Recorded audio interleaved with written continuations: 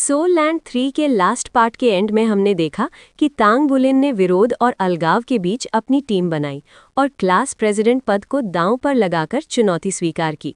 इसके बाद उसने मेका छोड़कर स्पिरिट एलॉय से बैटल आर्मर बनाने की साहसिक योजना सबके सामने रखी, जिसमें नए साथी भी शामिल हो गए। तो चलिए वीडियो शुरू करते हैं। मैं चौथे स्तर का मेका मैकेनिक हूँ, शूली जी ने कहा। मेका निर्माता चौथा स्तर, ये शिंगलान ने बताया। तांग वुलिन और गु युए ने ये सुनते ही खुशी से झूम उठे। तांग वुलिन के चेहरे पर एक बड़ी सी मुस्कान फैल गई। वो दोनों की ओर देखते हुए बोला, तुम लोग तो बिल्कुल वही हो जिसकी हमें ज़रूरत है। ये तो कमाल है। शेशे, तुम ये शिंगलान की मदद कर सकते हो और उनसे सीख सकते हो। अगर भविष्य में तुम्हें अपनी खुद की बैटल आर्मर बनानी है तो तुम्हें खुद को बेहतर करना होगा। शियाओयान, तुम गु युए से सीख सकती हो। शूली जी ने जिज्ञासा से उसकी ओर देखा, तो तुम एक ब्लैकस्मिथ हो और गु युए डिज़ाइनर है? तांग वुलिन ने सिर हिलाया। हाँ, वो चौथे स्तर की डिज़ाइनर है। क्या तुम सच में एलॉय फॉर्ज कर सकते हो? ये शिंगलान ने पूछा। हालांकि तांग वुलिन ने उसे पहले ही बता दिया था कि वो 5वें स्तर का ब्लैकस्मिथ है और इस कारण एलॉय फॉर्ज करने में सक्षम है, फिर भी उसे विश्वास करना कठिन लग रहा था। ब्लैकस्मिथ 4 मुख्य पेशों में सबसे दुर्लभ होते थे, क्योंकि इसमें बहुत अधिक समय और मेहनत लगती थी। इसी वजह से समान रैंक के अन्य पेशों की तुलना में ब्लैकस्मिथ की औसत उम्र ज्यादा होती थी।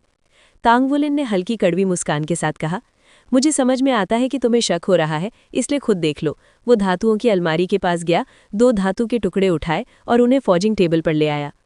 अभी मैं केवल 2 धातु वाला एलॉय ही बना सकता हूँ और मेरी सफलता दर 30% है। फिलहाल जिन धातुओं को मैं फॉज कर सकता हूँ वो है जेड सिल्वर, स्पिरिट गोल्ड और स्टार सिल्वर। तुम्हें जल्द ही किसी एक एलॉय पर फैसला करना होगा ताकि मैं उस पर काम शुरू कर सकूँ। उसकी बात सुनते ही ये शिंगलान की आंखें चमक उठी। तुम जेड सिल्वर बना सकते हो? तो मुझे जेड सिल्वर चाहिए, वो तुरंत बोल पड़ी। मैं स्टार सिल्वर लूंगा, शूले जी ने कहा। साफ था कि दोनों ने अपनी अपनी बैटल आर्मर के बारे में पहले से काफ़ी सोचा हुआ था। अच्छा है, इससे मेरा काम थोड़ा आसान हो गया। वैसे धातुओं के लिए हम सबको मिलकर योगदान देना पड़ेगा, तांग वुलिन ने कहा। ये शिंगलान ने सहमति में गुर्राहट भरी। मनचाहा जवाब पाकर तांग वुलिन मुस्कुराया। ठीक है, एक जेड सिल्वर अभी बनाता हूँ। 1 मिनट बाद एलॉय बनाने के लिए ज़रूरी दोनों धातुएं लाल लाल चमकने लगीं। तांग वुलिन ने अपने दोनों हथौड़े बुला लिए। दोनों हाथों से वार करते हुए वो धातु पर हथौड़े बरसाने लगा। एलॉय फॉज करना शुरू किए उसे कई दिन हो चुके थे, लेकिन उसकी सफलता दर अब भी केवल 30% पर अटकी हुई थी। ये एक बाधा थी जो उसे अगले स्तर पर जाने से रोक रही थी। फॉजिंग के दौरान तांग वुलिन की दुनिया सिमटकर बस चमकती हुई धातुओं तक रह गई थी। हथौड़ों का वजन और मांसपेशियों की जलन तक उसे महसूस नहीं हो रही थी। हर वार में ठोस सी एकाग्रता थी, जैसे वो अपनी सारी झुंझलाहट बाहर निकाल रहा हो। क्लासरूम में वो बाहर से भले ही शांत दिख रहा था, लेकिन अफवाहों और तानों का उस पर असर पड़ा था। अगर वो प्रभावित ना हुआ होता तो वो इतना उकसाने वाला ऐलान कभी ना करता। आखिर वो अभी केवल 13 वर्ष का था। वो खुद को अपने सहपाठियों के सामने एक सच्चे क्लास प्रेसिडेंट के रूप में साबित करना चाहता था। इसने 5 रैंकर से लड़ने की उसकी बेचैनी शब्दों में बयान नहीं की जा सकती थी। अगर वो उनसे हार गया तो वो क्लास प्रेसिडेंट के पद से इस्तीफा दे देगा। तुम इस हालात के बारे में क्या सोचते हो? शैनी टीचर्स लाउंज के सोफे पर एक पैर पर दूसरा पैर चढ़ाकर बैठी थी। होठों पर आधी मुस्कान थी। वू झांगकोंग का चेहरा हमेशा की तरह सख्त था। मुझे लगता है हमें इनके साथ वैसा ही व्यवहार करना चाहिए जैसा हमारे शिक्षक हमारे साथ करते थे। श्रेक अकादमी छात्रों को बहुत आज़ादी देती है और उनकी व्यक्तिगता को नहीं दबाती, लेकिन मुझे एक चिंता है। कौन सी चिंता? ये मुकाबला तांग वुलिन पर पर्याप्त दबाव नहीं डालता। पर्याप्त नहीं? शनी हैरानी से उसे देखने लगी। तुम अपने शिष्य को कितना महान समझते हो? उसके हिसाब से तांग वुलिन के जीतने की संभावना ज्यादा नहीं थी। 5 रैंकर्स की टीम बेहद शक्तिशाली थी, खासकर वू सिदो का हेल वाइट टाइगर। उसके सामने कोई नहीं टिक सकता था। गु युए ने पहले वू सिदो को हराया था, लेकिन तब वो थका हुआ था और हेल वाइट टाइगर का इस्तेमाल नहीं कर सका था। पूरी ताकत में वू सिदो हमसे वहीं ज्यादा डरावना था जितना हम सोच भी नहीं सकते थे। इसके अलावा लू गुएशिंग, शू युचेंग, यांग न्यानशिया और झंग इर्रैन भी थे। उनकी टीम में 2 के पास 4 सोल रिंग्स थी। ये हाल के वर्षों में श्रेक अकेडमी की सबसे शक्तिशाली टीमों में से एक थी। फिर भी वू झांगकोंग को ये दबाव कम लग रहा था। आने वाले मैच से ये शिंगलान को बाहर रखो, उसे दूसरे ग्रेड के खिलाफ होने वाले मैच में लड़ने दो। क्या ये तो बहुत निर्दयी अली हो गया? शनी हक्की बक्की रह गई। तुम तांग वुलिन को नहीं समझते। वो दृढ़ और धैर्यवान है। 3 साल पढ़ाने के बाद भी मैं उसकी सीमाएं नहीं देख सका हूँ। बार बार उसने असंभव को संभव किया है। ये शिंगलान इनर कोर्ट से आई है, उसकी ताकत पर शक करने की जरूरत नहीं। अगर वो रैंकर्स के खिलाफ तांग वुलिन की मदद करे तो उन्हें आसानी से जीत मिल जाएगी। तांग वुलिन एक स्प्रिंग की तरह है, जितना दबाव उतनी जोर से उछाल। इस मामले में वो और गु युए काफी एक जैसे हैं। उसकी सीमाएं भी मेरे लिए रहस्य है। जहां तक शेशे और शिउ शियाओयान की बात है, यहाँ आकर उन्हें एहसास हो गया है कि वो कितने पीछे हैं और अब वो मेहनत कर रहे हैं। उन्हें अभी आत्मविश्वास की जरूरत है। ये 4 और शू लिजी कुल 5 होते हैं। 5 वर्सेस 5 का मुकाबला ठीक रहेगा। शैनी चुप रही। उपयुक्त है ना? जेड की चमक के साथ एक गूंजती हुई रोशनी ऊपर उठी। ये शिंगलान अपनी जगह जड़ रह गई, पूरी तरह स्तब्ध। उसने पहले कभी तांग वुलिन को ज्यादा गंभीरता से नहीं लिया था। उसकी यादों में वो बस एक कंजूस लड़का था जो उसे और शूलिजी को एक बेहिसाब महंगा डिनर बिल थमाकर भाग गया था। वो अब भी उस बात से चिढ़ी हुई थी। हालांकि उसे ये भी याद था कि स्काईसी अलायंस टूर्नामेंट के बाद के मैच में वो कितना अडिग था। लेकिन जो उसने अभी किया था, उसने उसकी सारी पुरानी सोच तोड़ दी। उसने एक एलॉय सफलतापूर्वक फौज कर लिया था। कई 5वें स्तर के ब्लैकस्मिथ आध्यात्मिक शक्ति की कमी के कारण ऐसा नहीं कर पाते थे। ज्यादातर लोग 6ठे स्तर पर पहुंचकर ही एलॉय फौज करना सीखते थे, इसलिए उसका हैरान होना स्वाभाविक था। पहले हथौड़े के वार से लेकर आखिरी गूंज तक ये शिंगलान और शू लिजी दोनों उसकी फौजिंग की लय में पूरी तरह डूब गए थे। ये दृश्य उन्होंने पहली बार देखा था। उन्हें ऐसा लग रहा था मानो तांग वुलिन और धातु एक हो गए हों। उसके हथौड़े फुर्तीले और शक्तिशाली थे। उसकी हर मनःस्थिति बहती नदी जैसी सहज थी। अब मैं इसकी हार्मनी रेट जांचता हूँ, ये कहते हुए तांग वुलिन ने श्रेक ब्लैक्समिथ एसोसिएशन से उधार लिया हुआ एक छोटा उपकरण निकाला और जेड सिल्वर पर रख दिया। हालांकि उसे तकनीकी रूप से उधार कहा गया था, लेकिन फेंग वुयू के एक इशारे से वो उधार स्थायी बन गया। अब वो लगभग उसी का हो गया। कुछ ही पलों बाद स्क्रीन पर एक संख्या उभरी, जिसे देखकर तांग वुलिन अवाक रह गया। उसके कंधे के ऊपर से झांकती हुई गु युए भी सन रह गई। तांग वुलिन के होंठ कांपे, फिर उसने एक लंबी सांस ली। क्या बहुत कम है? लेकिन दिख तो रहा है कि सफल हुआ है। 60 के आसपास भी हो तो अच्छा माना जाता है। लेकिन जैसे ही उसकी नजर स्क्रीन पर पड़ी, उसने तेज सांस ली।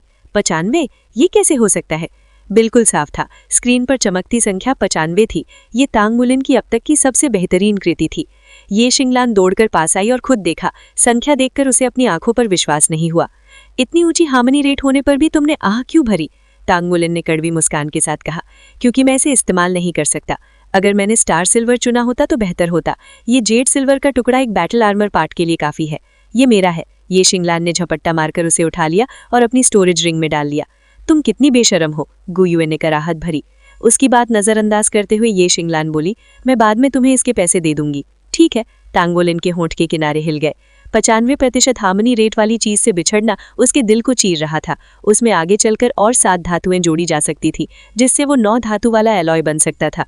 ऊपर से देखने पर 95 और 91% में ज्यादा फर्क नहीं लगता, लेकिन ब्लैकस्मिथ्स की दुनिया में 95% वाले एलॉय को दैवी एलॉय की नींव कहा जाता है। 2 धातु वाले को बेसिक, 3 धातु वाले को क्वालिटी, 4 धातु वाले को टॉप क्वालिटी और 5 धातु वाले को पवित्र कहा जाता है। लेकिन 5 या उससे अधिक धातु वाले एलॉय बेहद दुर्लभ होते थे और उनकी कीमत सोल रिफाइंड मेटल के बराबर होती थी। इतिहास में अब तक बना सबसे महान एलॉय 8 धातु वाला था। जितनी धातुएं होती थी उतनी ही कठिनाई। 9 धातु वाला एलॉय अब तक कोई नहीं बना पाया था। यहाँ तक कि इतिहास के 7 दिव्य ब्लैकस्मिथ भी असफल रहे थे। 9 धातु वाला एलॉय बनाना यानी दैवी धातु बनाना। ऐसा धातु लिमिट डोलू को अगले स्तर तक पहुंचा सकता था, और वो अगला स्तर कोई मामूली चीज नहीं था, वो था दैवित्व। ये माना जाता था कि 95% सामंजस्य दर वाला कोई भी मिश्र धातु सीधे देवत्व के मार्ग को खोल सकता था, इसलिए उसका मूल्य स्वाभाविक रूप से अकल्पनीय था। भले ही उसके दिव्य मिश्र धातु बनने की संभावना अत्यंत क्षीण हो, फिर भी वही संभावना उसे दुनिया की सबसे महंगी धातुओं में से एक बना देती थी। ऐसे धातु को कोई भी लोहार आसानी से बेचता नहीं था। अधिकतर लोग उसे अपने पास ही सुरक्षित रखते थे। मिश्र धातु गढ़ना और साधारण धातु गढ़ना पूरी तरह अलग बातें थी। इसमें भाग्य भी एक बड़ा कारक होता था। यहाँ तक कि कोई डिवाइन ब्लैकस्मिथ भी ये गारंटी नहीं दे सकता था कि वो 95% या उससे अधिक सामंजस्य दर वाली मिश्र धातु बना ही लेगा। फर्क सिर्फ इतना था कि उनके द्वारा बनाई गई मिश्र धातुओं की औसत गुणवत्ता अधिक होती थी। तांग वुलिन को इसका जरा भी अंदाजा नहीं था कि उसने एक और रिकॉर्ड तोड़ दिया है। ब्लैक स्मिथिंग के पूरे इतिहास में 6ठे दर्जे से नीचे का कोई भी लोहार कभी 95% सामंजस्य दर वाली मिश्र धातु नहीं बना पाया था। तांग वुलिन ने 5वें दर्जे का ब्लैकस्मिथ होते हुए ये असंभव कार्य कर दिखाया और एक नई मिसाल कायम कर दी। तभी ये शिंगलान ने अचानक कहा, ऐसा मत समझना कि मैं तुम्हारा फायदा उठा रही हूँ। सच तो ये है कि मैं भी 5वें दर्जे की मेकर हूँ। 5वें दर्जे की मेकर? ये सुनते ही सभी स्तब्ध रह गए, कोई भी कुछ कह नहीं पाया। चारों पेशों में डिजाइनर सबसे तेजी से आगे बढ़ते थे, क्योंकि ये पेशा मुख्य रूप से आध्यात्मिक शक्ति और अनुभूति पर निर्भर करता था। बस इन दोनों में दक्षता हो तो तीसरे दर्जे तक पहुंचना आसान था। लेकिन मेकर बनना कहीं ज्यादा कठिन था। इसमें निरंतर अभ्यास, दोहराव और गहरी समझ की आवश्यकता थी। डिजाइन को पूरी तरह न समझ पाने पर बनाया गया मेका या बैटल आर्मर कभी भी उच्च गुणवत्ता का नहीं हो सकता था। ये शिंगलान अभी 13 साल की थी, बस 14 की होने वाली थी, बाकी सभी की तरह। इतनी कम उम्र में 5वें दर्जे की मेकर होना उसे एक असाधारण प्रतिभा साबित करता था। शिए शिए और शू शियाओयान ने एक दूसरे की ओर देखा। उनके चेहरे शर्म से लाल हो गए। वे दोनों ही अपने समूह में सबसे निचले दर्जे के पेशेवर थे। मत भूलो, लीजी चौथे दर्जे का मैकेनिक है, ये शिंगलान ने जोड़ा। तांग वुलिन उत्साह से सिर हिलाने लगा। ये तो बहुत अच्छा है। गु युए डिजाइन की जिम्मेदारी संभालेगी, इसलिए अपने आर्मर की जो भी विशेष मांगे हों उसे बता देना। हम बैटल आर्मर को हिस्सों में बनाएंगे और शुरुआत दाएं हाथ से करेंगे। मैं मिश्र धातु गढ़ने की पूरी कोशिश करूंगा, लेकिन फिर से 95% की उम्मीद मत रखना। हाँ, ये मैं जरूर सुनिश्चित करूंगा कि कम से कम 90% सामंजस्य वाली मिश्र धातु हो। एक हाथ के आर्मर के लिए एक सफल मिश्र धातु ही पर्याप्त थी। इसके बाद सबसे बड़ा सवाल ये था कि क्या उस धातु को सफलतापूर्वक आर्मर में बदला जा सकता है। असफलता की स्थिति में धातु पूरी तरह बेकार तो नहीं होती, लेकिन उसकी गुणवत्ता गिर जाती है। ठीक है, ये शिंगलान ने सिर हिलाया। हालांकि वो बाहर से शांत दिख रही थी, लेकिन भीतर उसका मन उथल-पुथल से भरा था। उनकी उम्र में 5वें दर्जे की मेकर दुर्लभ थी, लेकिन 13 साल का 5वें दर्जे का ब्लैकस्मिथ होना उसे एक असाधारण प्रतिभा साबित करता था। प्रतिभाशाली ब्लैकस्मिथ के साथ काम करके वो स्वयं भी कहीं तेजी से आगे बढ़ सकती थी। ये सोचते ही उसके मन में तांग वुलिन के प्रति मौजूद सारी नकारात्मक भावनाएं मिट गई। श्रेक अकेडमी की नीतियां बाहर से भले ही बहुत स्वतंत्र लगती थीं, लेकिन असल में वो छात्रों पर और भी ज्यादा दबाव डालती थीं। ये शिंगलान और शू लिजी को अनुभव प्राप्त करने और स्वयं को और निखारने के लिए बाह्य आवास में भेजा गया था। यदि वे पर्याप्त उपलब्धियां हासिल नहीं कर पाए तो वे कभी भी आंतरिक परिसर में वापस नहीं लौट सकते थे। इसके लिए उन्हें अपना स्वयं का बैटल आर्मर बनाना अनिवार्य था, और मिश्र धातु गढ़ने में सक्षम ब्लैकस्मिथ से बेहतर सहयोगी कोई नहीं हो सकता था। ये शिंगलान और श्यू लिजी को गु युए के पास भेजने के बाद तांग वुलिन फिर से गढ़ाई में लग गया। यू जेंग्यू द्वारा दी गई सामग्री का लाभ उठाते हुए उसने तय किया कि उच्च सामंजस्य वाली मिश्र धातुएं वो अपने और अपने साथियों के लिए रखेगा, जबकि तयशुदा टुकड़े यू जेंग्यू को बेच देगा। कम सामंजस्य वाली मिश्र धातुएं वो बाजार में बेच देगा। उधर गु युए सभी के साथ उनके आर्मर डिजाइनों पर चर्चा कर रही थी। पूरा कार्यशाला उत्साह और ऊर्जा से गूंज रहा था। हर कोई अपनी भूमिका निभाने में जुटा हुआ था। जैसे जैसे तांग हथौड़ा चलाता गया, उसका मन शांत होता गया। हर गूंजती चोट उसके भीतर दबे हुए अपमान और क्रोध को बाहर निकाल रही थी। अब वो पहले से कहीं अधिक स्पष्ट रूप से समझ गया था। सम्मान और स्वीकृति पाने का एकमात्र रास्ता शक्ति है। शक्ति मिलते ही बाकी सब अपने आप मिल जाएगा। उसे अपने पिता की कही बात याद आ गई। इस दुनिया में वो केवल खुद पर ही भरोसा कर सकता है। दूसरों पर निर्भरता केवल असफलता लाती है। केवल निरंतर प्रयास और आत्मनिर्भरता से ही उसकी प्रतिभा खिल सकती है, और वो गर्व के साथ अपने साथियों के सामने खड़ा हो सकता है। उसका आत्मसम्मान उसे और ऊंचाइयों तक ले गया। उसकी गढ़ाई और बेहतर होती गई और मिश्र धातु की सफलता दर पहले से कहीं अधिक हो गई। वो पूरी रात गढ़ता रहा, अंत में थकान से गिर पड़ा। उसने कुल 8 स्पिरिट एलॉय बनाए। उनमें से एक स्पिरिट गोल्ड था, जिसकी सामंजस्य दर 93% थी, गु युए के लिए बिल्कुल उपयुक्त। बाकी 7 की सामंजस्य दर 70 से 80% के बीच थी, जो काफी अच्छी मानी जाती थी। तांग वुलिन ने उन्हें अपने स्टोरेज रिंग में सुरक्षित रख लिया। चौथे गोल्डन ड्रैगन सील को तोड़ने के लिए उसे जिन आत्मिक वस्तुओं की आवश्यकता थी, उनमें ये मिश्र धातुएं बहुत काम आने वाली थीं। है? तांग वुलिन शैनी को घूरते हुए अवाक रह गया। क्यों? शिक्षक शैन, ये शिंगलान क्लास प्रतिनिधि चयन प्रतियोगिता में भाग क्यों नहीं ले सकती? तांग वुलिन ने घबराकर पूछा। जैसे ही शैनी ने बताया कि ये शिंगलान प्रतियोगिता में भाग नहीं ले सकती, उसका दिमाग सुन्न हो गया। उसकी सारी योजनाएं पल भर में बिखर गई। 5 रैंकरों का सामना करने का दबाव तो पहले से था, लेकिन ये शिंगलान के साथ होने पर उसे जीत का भरोसा था। 3 साल की प्रगति के बाद उसकी युद्ध क्षमता अब भी बेहद भयावह थी, भले ही उसके पास अभी 4 सोल रिंग ना हो। उसकी कुशल तलवार तकनीकें आज भी तांग वुलिन की यादों में ताज़ा थी। उसकी मूल योजना ये थी कि गु युई, ये शिंगलान और वो स्वयं टीम की मुख्य आक्रमण शक्ति बने, तभी वे वू सीदोह के हेल व्हाइट टाइगर का सामना कर पाते। लेकिन अब ये शिंगलान के बिना उनकी जीत की संभावना लगभग शून्य हो गई थी। उनकी टीम और 5 रैंकरों के बीच का अंतर बहुत बड़ा था। कारण मत पूछो, कोई कारण नहीं है, शैनी ने ठंडे स्वर में कहा। तुम्हारे मेका समूह का पुनर्आवंटन मंजूर हो चुका है। शर्त बस यही है कि ये शिंगलान प्रतियोगिता में भाग नहीं लेगी। अब जाओ और तैयारी करो, समय कम है। इसके बाद की सभी कक्षाओं में तांग वुलिन पूरी तरह खोया सा रहा।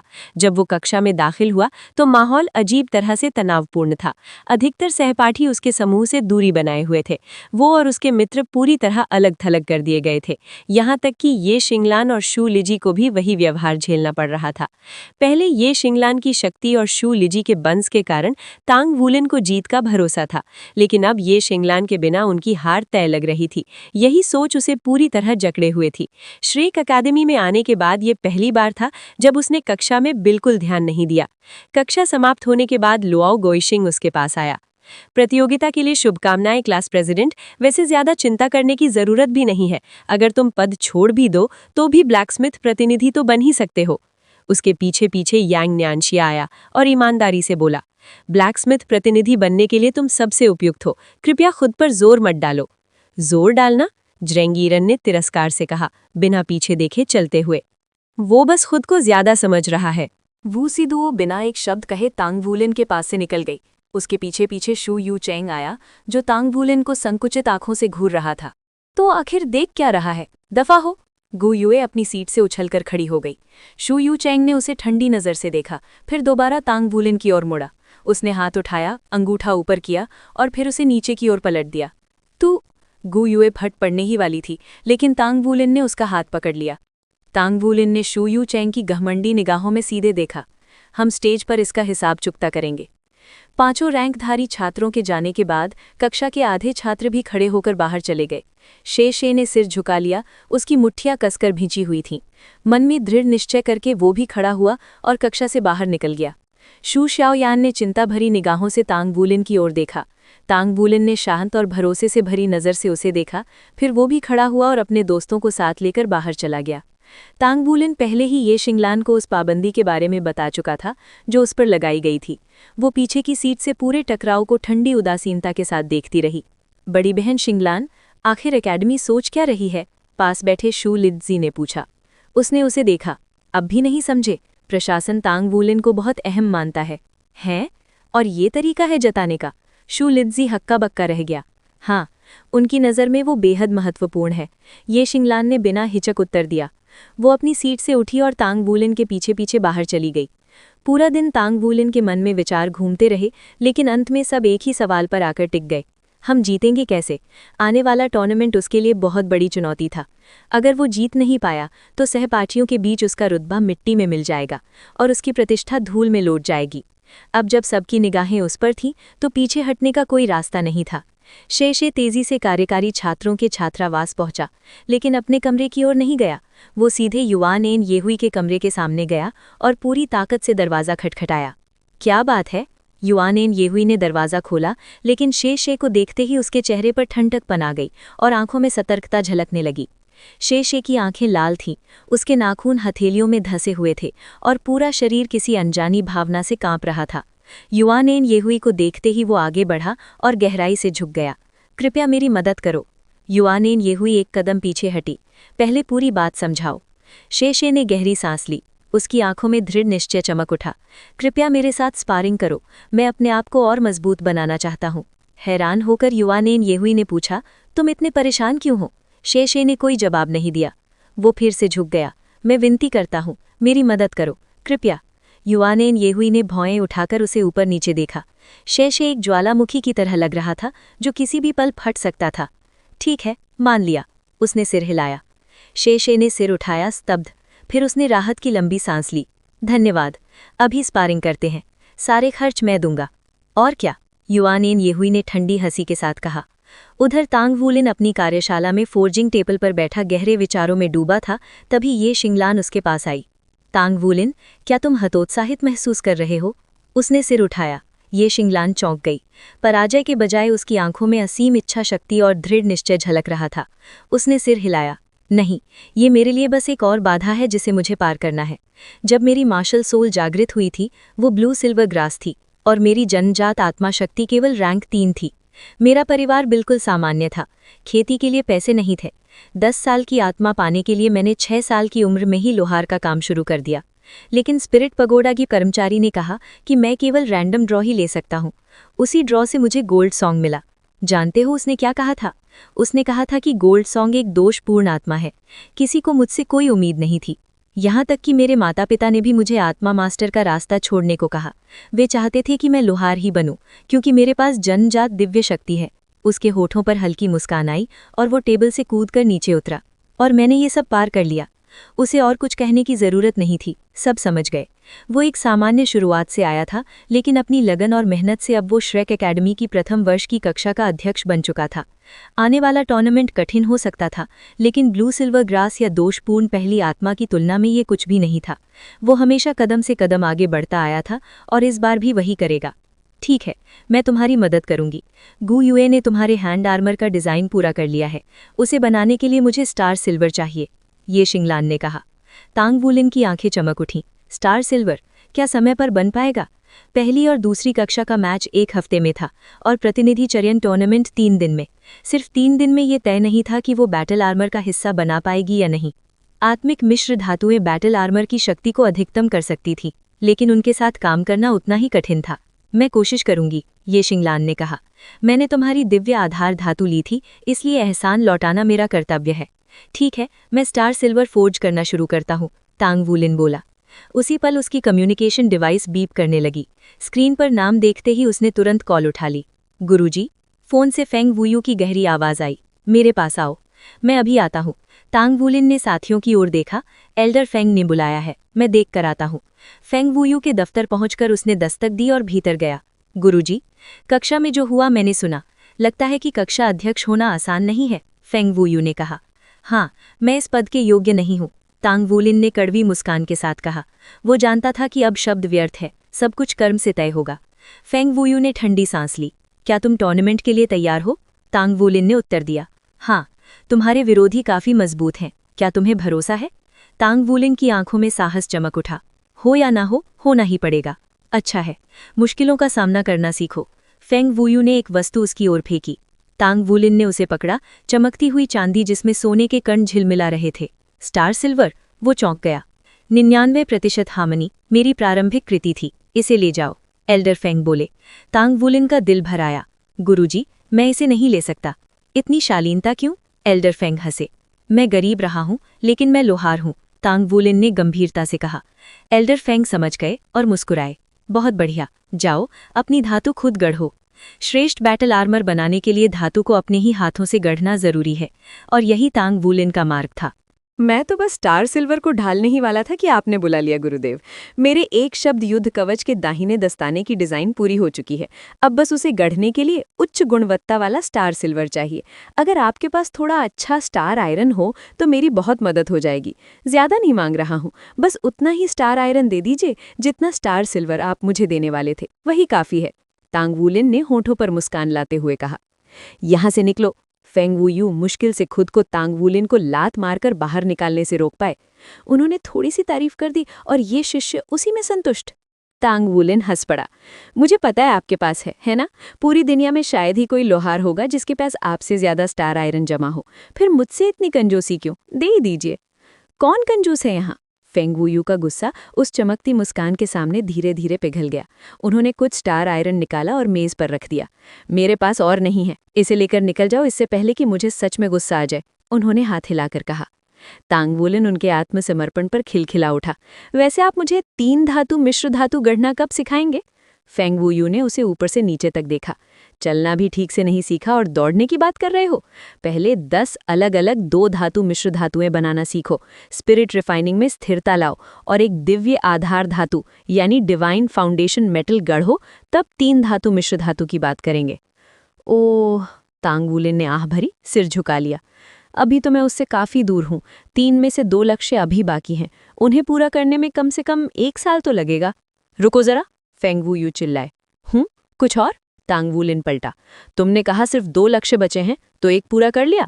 फेंग वुयू की आंखें फैल गईं। असंभव! ये तीनों शर्तें तो मैंने दबाव डालने के लिए रखी थीं। छठे दर्जे तक पहुंचे बिना मैं भी खुद इन्हें पूरा नहीं कर पाया था। उन्होंने कभी सोचा नहीं था कि तांग वुलिन ने दिव्य आधार धातु गढ़ ली होगी। छठे दर्जे का लोहार भी मुश्किल से सफल होता है और संत लोहार को भी किस्मत का सहारा लेना पड़ता है। 5वें दर्जे का नया लोहार, ये तो नामुमकिन था। तांग वुलिन ने रहस्यमयी मुस्कान दी, लेकिन कुछ नहीं बोला। फेंग वुयू ने उसके सिर पर लोहे का छोटा टुकड़ा फेंका। किस बात पर मुस्कुरा रहे हो? बताओ, वरना सच में मारूंगा। क्या तुम चुपके से मूँ चेन के पास जाकर ज्यादा मिश्र धातुएं सिखाए या स्पिरिट रिफाइनिंग का अभ्यास किया? तुम्हारे पास इतना समय ही नहीं है। मैं दिव्य आधार धातु क्यों नहीं गढ़ सकता? तांग वुलिन की आवाज में हल्की सी चुनौती थी। सपने में शायद, हकीकत में नहीं। अब बताओ, या वो चोट नहीं लगी? लगी, बहुत लगी। तांग वुलिन ने मासूम चेहरा बनाया। एक शर्त लगाएं, अगर मैंने सच में दिव्य आधार धातु गढ़ी हो। अब भी वही बात, फेंग वुयू भड़क उठे। एक और गांठ चाहिए सिर पर। गुरुदेव, बच्चों को सताना ठीक नहीं, तांग वुलिन बोला। अगर मैं जीत गया तो आप मुझे 20,000 योगदान अंक देंगे। पिछली लड़ाई में मुझ पर जुर्माना लगा था। खेती और लोहारगिरी में इतना समय लग रहा है कि अंक कमा ही नहीं पा रहा। कहीं अकेडमी ने निकाल दिया तो? फेंग वुयू को हंसी रोकनी पड़ी। ड्रामेबाजी बंद करो। तुमने कई मिश्र धातुएं बना ली हैं, बेच दो, अंक मिल जाएंगे। और तुम मेरे शिष्य हो, अकेडमी तुम्हें निकालेगी। अगर आप शर्त लगाने से डर रहे हैं तो मैं सीधे गुरु के पास चला जाऊंगा। रुको, फेंग वुयू गरजे। किसने कहा मैं डर रहा हूं? क्या तुम सोचते हो कि वो बूढ़ा जूजी मुझसे ज्यादा साहसी है? ठीक है, शर्त मंजूर है, लेकिन अगर मैं जीता तो मुझे क्या मिलेगा? तांग वुलिन की मुस्कान शिकारी जैसी हो गई। अगर आप जीत गई तो अगले 3 महीनों में मैं जो भी गढ़ूंगा सब आपका। ये बहुत बड़ी शर्त थी। 3 महीनों में बनी सारी मिश्र धातुएं 20,000 अंकों से कहीं ज्यादा की होती। मंजूर है। तांग वुलिन को पूरा भरोसा था वो जीतेगा। उसका आत्मविश्वास फेंग वुयू को बेचैन करने लगा। सच बताओ, क्या तुमने वाकई दिव्य आधार धातु गढ़ी है? मेरे साथ आइए, तांग वुलिन गर्व से बोला। वे कार्यशाला पहुंचे। अंदर गु युए, शू लिज्जी, ये शिंगलान और शू श्याओयान कवच डिजाइन पर चर्चा कर रहे थे। कहाँ है? फेंग वुयू ने चारों ओर देखा। ये शिंगलान, कृपया जेड सिल्वर दिखा दीजिए, तांग वुलिन ने कहा। जैसे ही फेंग वुयू ने धातु देखी, उनकी पुतलियां सिकुड़ गईं। उन्होंने उसे पास से देखा, देर तक निहारा, फिर वापस किया। तुमने सच में दिव्य आधार धातु गढ़ी है। वे बिना कुछ कहे निकल गए। गुरुदेव, तांग वुलिन पीछे गया। मैं अंक भेज दूंगा। इतना कहकर वे दरवाजा पटकते हुए चले गए। दरवाजा बंद होते ही तांग वुलिन ने जीत का इशारा किया। क्या हुआ? गु युए ने पूछा। कुछ नहीं, वह शरारती मुस्कान से बोला। बस एक छोटी सी शर्त थी। बाहर जाते हुए फेंग वुयू बुदबुदाए। उस बच्चे ने मुझे फंसा लिया। फिर मुस्कुराए। लेकिन अच्छा है, उसे चाल चलनी आती है। 3 दिन बाद प्रथम वर्ष की कक्षा में शेनयी ने कहा, आपकी वास्तविक युद्ध क्षमता जांचने के लिए शिक्षक वू और मैंने तय किया है कि चयन प्रतियोगिता वास्तविक युद्ध से होगी। अब चलिए। कक्षा में दबी दबी फुसफुसाहटें फैल गईं और सभी की निगाहें तांग वुलिन और उसके साथियों पर टिक गईं। वो कक्षा अध्यक्ष था, पूरी प्रथम वर्ष का प्रतिनिधि। फिर भी 5 रैंकधारियों ने हाथ मिलाकर उसे अपदस्थ करने की कोशिश की थी। अकादमी के लिए ये केवल एक साधारण टूर्नामेंट था, लेकिन तांग वुलिन उन 5 रैंकधारियों और पूरे प्रथम वर्ष के छात्रों के लिए इस चयन प्रतियोगिता का परिणाम आगे चलकर पूरी कक्षा की कहानी तय करने वाला था। तांग वुलिन आगे की पंक्ति में बैठा था। उसका चेहरा पूरी तरह उदासीनता का मुखौटा ओढ़े हुए था। उसके पास गु युए बैठी थी। उसके भाव भी बिल्कुल वैसे ही थे। दोनों में से किसी को भी इस घोषणा की जरा सी भी परवाह नहीं दिख रही थी। लुओ गुईशिंग अपने हमेशा वाले शिष्ट मुस्कान के साथ बैठा था, मगर जब उसकी नज़र वू सी दुओ से मिली तो दोनों के बीच बिना शब्दों का एक मौन संवाद हुआ। यांग न्यानशिया अपनी सीट पर ढीले ढाले ढंग से टिका था। शू यूचेंग हमेशा की तरह उदास दिख रहा था। लुओ गुईशिंग से बिल्कुल रात दिन जितना अलग। झेंग ईरान तांग वुलिन को ऐसे घूर रही थी जैसे कोई शिकारी अपनी शिकार को निगलने ही वाला हो। चलो, शेनयी ने कहा। सब लोग खड़े हो जाओ, तांग वुलिन ने ऊंची आवाज में कहा। चाहे उसकी स्थिति कितनी ही नाजुक क्यों न हो, वो फिर भी अपने कक्षा अध्यक्ष के रूप में अपना कर्तव्य निभा रहा था। कुल 103 छात्रों वाली पूरी कक्षा खड़ी हुई और क्रम से बाहर निकलने लगी। हर कोई उत्साह से भरा हुआ था, मानो ड्रैगन और बाघ की टक्कर देखने जा रहा हो। ज्यादातर छात्रों के लिए ये मायने नहीं रखता था कि कौन जीतेगा। कक्षा अध्यक्ष चुनने की प्रतियोगिता अलग थी। उसमें शक्तिशाली विरोधियों से बचा जा सकता था, मगर ये सीधी टक्कर था। दिग्गजों के बीच संघर्ष। जो भी जीतेगा वही अपनी कक्षा का ध्वजवाहक बनेगा। कतार के सबसे पीछे ये शिंगलान चल रही थी। उसका चेहरा असामान्य रूप से पीला था और उसे ठीक से चलने के लिए शू लिजही का सहारा लेना पड़ रहा था। फिर भी उसकी कमजोरी के बावजूद उसकी आंखों में उत्तेजना चमक रही थी। बड़ी बहन शिंगलान, मत जाओ, तुम्हें आराम करना चाहिए। मैं तुम्हारे लिए छुट्टी की अर्जी दे सकता हूँ, शू लिजही ने धीरे से कहा। ये शिंगलान तुरंत उसकी ओर मुड़ी। उसकी आंखों में आग भड़क उठी। मोटे, इनर कोट की इज्जत मत गिराओ। शू लिजही स्तब्ध रह गया। उसके शब्द किसी छुरे की तरह चुभे। वो बस मुस्कुरा सका। ठीक है। श्रेक एकेडमी के पास सबसे उन्नत मुकाबला मैदान थे। छात्र शुल्क देकर उनका उपयोग कर सकते थे।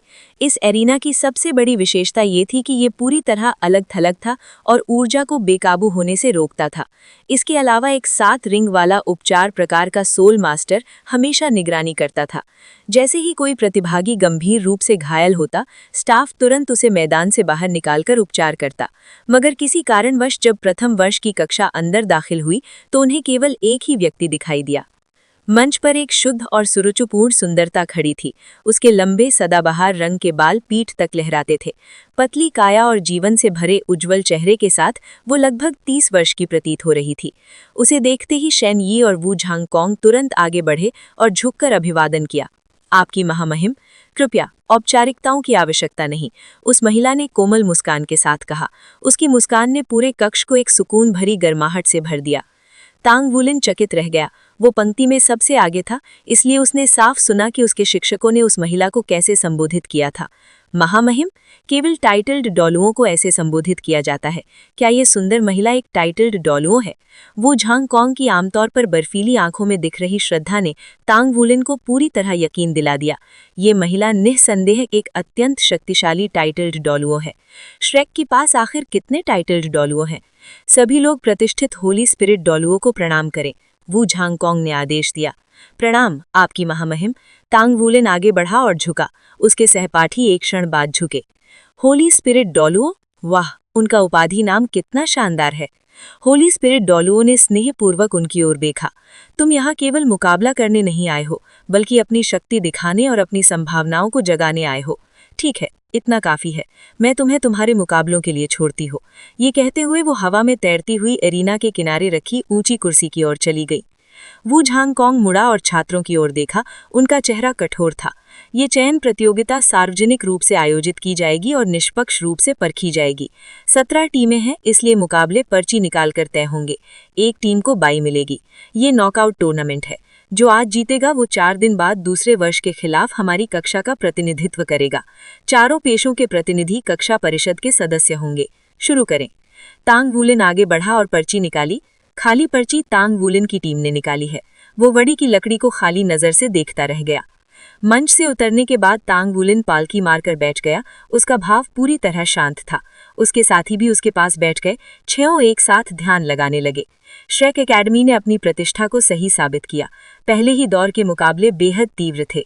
हर प्रतिभागी पूरी ताकत से लड़ रहा था ताकि सबसे ज्यादा चमक सके। आज टूर्नामेंट की रेफरी स्वयं होली स्पिरिट डॉलुओं थी। जैसे ही किसी का विजय स्पष्ट हुई या कोई गंभीर संकट में पड़ा, वो तुरंत हस्तक्षेप करती। उनके हाथ के हल्के इशारे से प्रकाश उतरता और मुकाबला रुक जाता। सबसे आश्चर्यजनक बात उनकी उपचार क्षमता थी। अगले मुकाबले के शुरू होने तक पिछले मैच के प्रतिभागी पूरी तरह स्वस्थ हो चुके थे। पहले दौर के 8 मुकाबले लगभग 1 घंटे में समाप्त हो गए।